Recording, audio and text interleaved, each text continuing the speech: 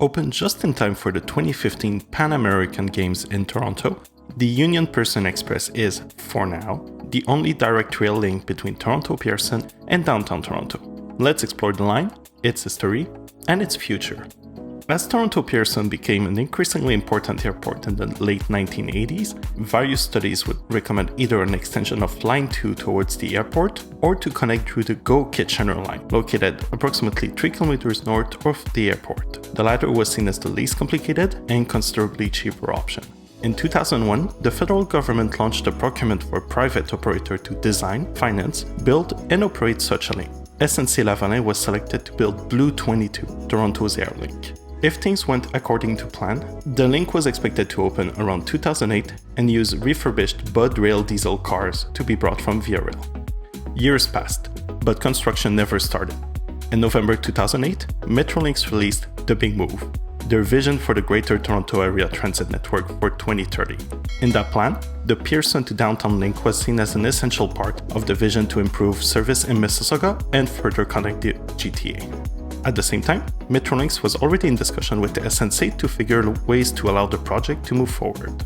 In July 2010, the project was ultimately handed over to Metrolinx as negotiations failed between both parties as financial market conditions prevented acceptable terms. Metrolinx would own and operate the line, which would connect to the Kitchener subdivision, which was undergoing work to expand the corridor and add the necessary capacity for the new service. Construction on the rail line to Pearson and the new stations started at the end of 2011. Union Pearson Express opened on June 6, 2015. From opening day, service was every 15 minutes in both directions, with the 22.5 km trip taking 25 minutes. The line operates using Nippon Sharyo diesel-electric train sets that run between Union Station and Pearson Terminal 1, with intermediate stops at Weston and Bloor. Once Eglinton Crosstown opens, an additional stop will be added at Mount Dennis for further connectivity. All the 3-car train sets have 173 seats, bathrooms, Wi-Fi, luggage racks, and passenger information displays. The stations at Union and Pearson feature modern enclosed designs and have platform screen doors. The current fare for the line varies according to the distance traveled and the method of payment. For the lowest fares, users should use a Presto card or contactless payment card. While Up Express has gained in popularity over the years, it faced considerable criticism from the start. First, the line cost $456 million. This led to questions whether the funds could have been used on other projects that would have a real impact on transit users. Second, local communities were dissatisfied with the decision to operate diesel-electric trains instead of electrifying the line. The decision was, at the time, led by cost and time to build, but it was always in the plans to electrify the line in the future. Third, the financial case for UPX was questionable at best. The provincial auditor report from 2012 casted serious doubts about their ability to operate the service without deficit, let alone in a profitable way. Blue 22 failed in large parts because of a lack of financing from lenders, as they were not confident the line would be profitable, a sentiment echoed by the auditor who believed that the business case was particularly optimistic and assumed the best case scenario. Following its opening, the line carried around 2,200 passengers on average each day, under 10% of its capacity.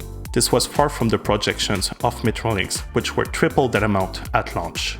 The lack of passengers can be explained by looking at the fares, $27.50 per trip, making it the most expensive airlink in North America. They were set to recover the cost of constructions and operations, but it likely deterred many potential riders, especially as you can take the TTC Express bus from Pearson to various parts of the city for considerably less. In March 2016, fares were reduced to $12 per trip.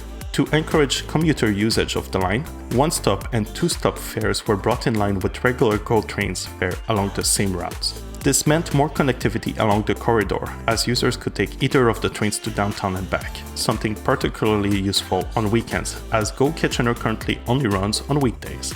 Since then, ridership on the line has increased considerably. The new lower fares resulted in more passengers traveling to and from Pearson, but also commuters, as it offered additional frequencies and options for them.